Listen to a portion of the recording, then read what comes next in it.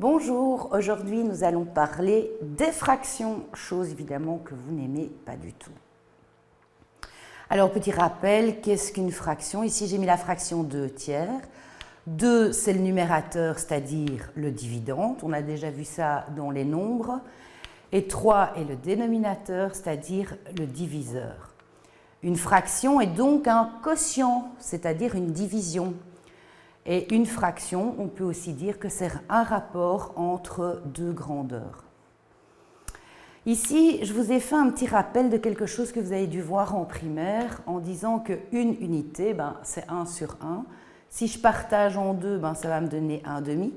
Si 1 demi, je le partage encore en 2, j'ai 1 quart. Et si ce 1 quart, je le partage encore, j'ai chaque fois 1 huitième. Alors, on dira que deux fractions sont égales ou équivalentes quand on multiplie ou on divise le numérateur et le dénominateur par un même nombre. Autre chose, quand on dit qu'on va faire la moitié de 1 demi, ça équivaut à multiplier le dénominateur par 2. Si maintenant je veux dire que je cherche le double de 1 demi, le double de 1 demi, c'est la même chose que multiplier le numérateur par 2. Alors, des fractions irréductibles, ce sont des fractions qu'on ne peut plus simplifier, ou bien qu'on peut diviser plus que par 1. On dira aussi que les nombres sont premiers entre eux parce que leur PGCD est égal à 1. Alors, en question du CE1D, on nous demande d'encadrer ces deux nombres ici par des nombres entiers consécutifs. Alors, qu'est-ce que des nombres entiers consécutifs? On a déjà vu ça dans le chapitre sur les nombres. C'est par exemple 2 et 3, 3 et 4, ou bien moins 3, moins 2. Alors, ici, on va se poser la question et se dire combien de 5 rentrent dans 17? 5 rentrent 3 fois. Mais il reste encore 2 cinquièmes. Donc, le nombre un peu plus petit que 17 cinquièmes et qui est un nombre entier, c'est 3. Et le consécutif à 3, c'est 4.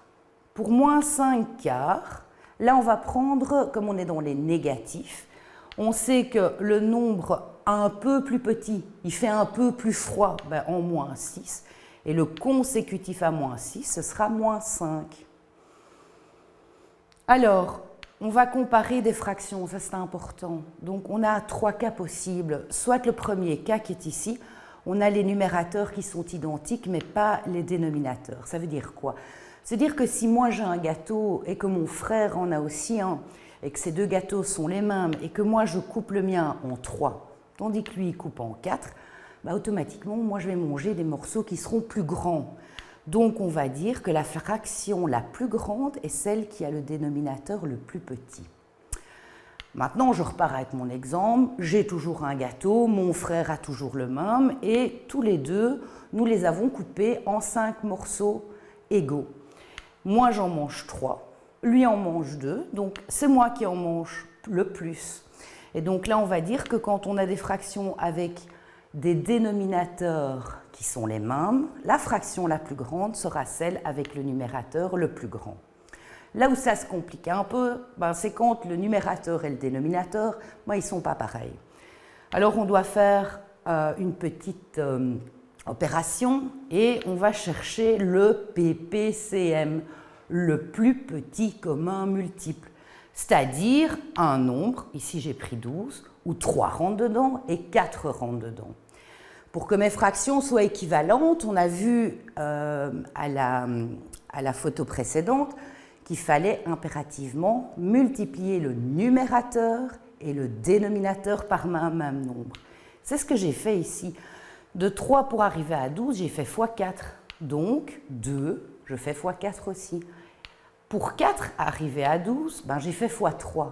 Donc le numérateur, je vais également le faire x3. Et là, je reviens à cette étape-ci, c'est-à-dire les mêmes dénominateurs, et celui qui est la plus grande, c'est celle qui a le numérateur le plus grand. J'ai repris une question du CE1D de 2017. Au basket, Luc a marqué 90 lancers francs sur 120 tentatives, alors que Nikos, on a réussi 64 sur 80. Le meilleur marqueur est celui qui a le taux de réussite le plus élevé. Donc évidemment, il va falloir qu'on modifie les fractions. Donc ici, on a bien vu que Luc a 90 sur 120, tandis que Nikos en a 64 sur 80. Donc il va impérativement falloir que je compare mes fractions. Alors comme les nombres sont un peu grands, je les ai d'abord simplifiés. Ici, j'ai simplifié par 30 pour obtenir 3/4. Et là, j'ai simplifié par 16 pour obtenir 4/5. Ça s'appelle un PGCD, on se rappelle. Ensuite, ben là de nouveau, j'ai dû trouver un PPCM pour pouvoir justement comparer mes fractions. Et donc ici, le PPCM entre 4 et 5, c'est 20. J'ai donc multiplié la première fraction, le numérateur et le dénominateur, par un même nombre. Idem ici, j'ai multiplié par 4 cette fois-ci. Et donc, ma fraction la plus petite, c'est 15/20, c'est-à-dire que Nikos est le meilleur marqueur. Alors, le 0 et la fraction, je fais une petite parenthèse ici, parce qu'une fraction, elle peut être nulle. On peut avoir une fraction qui vaut 0, c'est quand le numérateur est égal à 0. Cela dit, attention, attention, on ne peut jamais, jamais avoir de dénominateur qui est égal à 0. Donc là, j'ai bien mis interdit. Alors, maintenant encore une petite notion, soit les fractions opposées, soit les fractions inverses. Alors, une fraction opposée, c'est toujours par rapport au signe. Une fraction inverse, c'est quand on va retourner une fraction. Donc, par exemple, ici, j'ai mis l'opposé de la fraction 4/7, comme c'est le signe, et que 4/7 est positif, ça donnera moins 4/7. L'opposé de moins 5/2, c'est négatif, l'opposé c'est le positif, donc ça donnera plus 5/2. Ici, j'ai pris l'inverse. L'inverse de 3, c'est 1/3, puisque 3, c'est 3 sur 1. Si je retourne ma fraction, ça me donnera 1/3. Et du coup, l'inverse d'un quart, si je la retourne, ça donnera 4 sur 1, c'est-à-dire 4. Alors, autre chose, les fractions négatives. Quand j'ai 2 qui est strictement plus petit que 3, on dira que si on multiplie 2 et 3 par un nombre négatif, ici j'ai multiplié par moins 1, qu'est-ce qui se passe? Ben, moins 2 est plus grand, il est même strictement plus grand que moins 3, puisqu'il fait bien plus froid en moins 3 qu'en moins 2. Les propriétés des fractions. Alors, comme je l'ai expliqué là tout à l'heure avec le 0, une fraction est nulle si son numérateur est égal à 0. Une fraction est égale à 1 ben, si son numérateur et son dénominateur, comme ici, sont les mêmes. Une fraction est égale à moins 1 si le numérateur et le dénominateur ont la même valeur absolue, mais ont des signes opposés. Donc j'aurais pu avoir moins 3, 3, ou j'aurais pu avoir 3 et moins 3, j'obtiendrai d'office moins 1. Une fraction est égale à 2. Ben, ça, c'est pas très compliqué. Ce sera quand le numérateur, ici, vaut le double du dénominateur. Et on peut aller à l'infini, hein, comme ça. Et donc, j'ai encore donné l'exemple avec une fraction est égale à 3, ben, quand le numérateur vaut le triple du dénominateur. Alors, dans la question du C1D de 2012, on nous demande quelle sera la valeur de A si ma fraction vaut 1. Ben, donc, je dois me poser A vaut combien pour que mon numérateur soit égal à mon dénominateur. C'est ce que je vous ai mis ici. Ben, A vaudra 3, puisque 3 moins 1, ça donne 2, 2 sur 2, ça nous donne bien le 1, la réponse qui est ici. Dans le deuxième exemple, on demande que le numérateur soit égal à 0, puisqu'une fraction ne peut être égale à 0 que si son numérateur est égal à 0.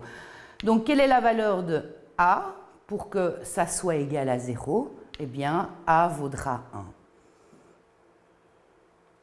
Je vous ai fait un petit rappel de comment est-ce que je transforme un nombre décimal en une fraction. Donc ici, j'ai 0,35. C'est la même chose que 35 centièmes, ça c'est un rappel de sixième. 35 centièmes, c'est la même chose que 35 sur 100. Alors vous voyez, j'ai deux chiffres après la virgule. Donc ça veut dire que je vais mettre 2 zéros après le 1 au dénominateur. Et puis j'ai simplifié ma fraction puisqu'on doit toujours remettre des fractions irréductibles. Donc ici, j'ai divisé par 5. J'ai redonné un exemple avec 2,2, donc 2 unités 2 dixièmes. Je reprends le nombre, je le mets au numérateur, j'ai un seul chiffre après la virgule, donc je divise par 10. Et puis je simplifie en 11 cinquièmes. Quand j'ai 3, un simple nombre qui est un nombre naturel, rappelez-vous, un nombre entier positif, ça me donne 3 sur 1. Alors, de nouveau, une question du CE1D, c'était barre les deux intrus pour que tous les nombres soient égaux. Donc, on va devoir comparer de nouveau des fractions. Donc, j'ai mis tout au dénominateur qui est 100. Comme ça, je pourrais savoir lesquels ne sont pas les mêmes, puisque j'en ai deux. Donc, la première, 12 dixièmes, j'ai multiplié par 10. 1,02, comme j'ai expliqué là tout à l'heure, c'est 102 sur 100. 1,2, c'est 12 sur 10. Là, je remets en centièmes, donc j'ai fait x 10. La troisième, là, j'ai simplement simplifié par 10 pour obtenir 120 sur 100. Le 6 cinquième, j'ai tout multiplié par 20, donc j'ai pris une fraction équivalente. J'ai fait x 20 au numérateur, x 20 au dénominateur. Ça me donne 120 sur 100. La dernière, donc 1,2, là, c'est 12 sur 10. Donc, j'ai remis de nouveau x 100 pour obtenir 120 centièmes. Et un demi, eh bien, c'est la moitié. La moitié, c'est 50 sur 100. Et donc, mes deux fractions qui sont les intrus sont 102 centièmes et 50 centièmes, c'est-à-dire 1 demi et 1,02. Alors, pour transformer maintenant une fraction en un nombre décimal, j'ai pris l'exemple d'un quart. Et là, j'ai essayé de trouver un dénominateur qui était une 10 ou une puissance de 10, on appelle. Donc, c'est 100 ici. Et donc, j'ai fait 4 fois 25, fraction équivalente. Quand je multiplie le dénominateur, pas de jaloux, je multiplie le numérateur par 25 aussi. Et ça me donne donc 0,25. Donc, c'est ce que je vous ai mis ici. Le nombre décimal vaut 0,25. Par contre, j'ai un tiers. Un tiers, je ne sais pas arriver à 100. On est bien d'accord.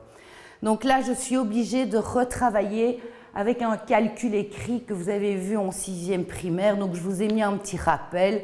On regarde combien de fois 3 rentre pas dans 1 mais dans 10. Et donc, on démarre avec 0,3. Et vous voyez que chaque fois que j'utilise cette méthode, j'ai chaque fois un reste. Et c'est pour ça que 1 tiers est un nombre décimal avec une partie décimale illimitée. Puis, je vous ai encore fait un autre rappel, ranger les nombres décimaux. Donc ici, c'est assez simple. Donc c'est vraiment des petits rappels de 6e, mais qui sont nécessaires. Là, j'ai été rajouter un petit 0 pour bien avoir 3 chiffres après la virgule. Et pareil ici. Et donc là, je peux dire que 17,809 est bien strictement plus petit. Donc quand la bouche du crocodile se ferme, c'est plus petit. Quand elle s'ouvre comme ici, on dira que 12,7 est strictement plus grand que 12,67. Alors, question du CE1D, classe les nombres suivants par ordre croissant. Donc, évidemment, par ordre croissant, je pars immédiatement d'abord avec mes nombres négatifs. Moins 3 et moins 1 quart, ce n'est pas trop compliqué. On sait que moins 3 sera le plus petit. Moins 1 quart, c'est 0,25. Donc, moins 0,25, ce sera plus grand puisqu'on est en négatif. Et puis, il fallait que je sache entre 0,7 et 1 cinquième, lequel des deux est le plus grand. J'ai retransformé 0,7 en 7 dixièmes. 1 cinquième, j'ai pris une fraction équivalente pour de nouveau avoir mon même dénominateur. J'ai multiplié le numérateur par 2. Pas de jaloux, je multiplie le dénominateur par 2. Et donc, voici ma réponse. Maintenant, on reparle du lexique. Fraction irréductible que l'on ne peut plus diviser que par 1. Fraction équivalente, fraction qui représente la même valeur. Des nombres premiers, ce sont des nombres qui ont deux diviseurs, 1 et lui-même. Quand on dira qu'ils sont premiers entre eux, ça veut dire qu'ils n'ont que 1 comme diviseur commun. Des nombres consécutifs, des nombres qui se suivent. Le PGCD, c'est le plus grand commun diviseur et le PPCM est le plus petit commun multiple. Merci. La suite avec la prochaine étape sur les opérations des fractions.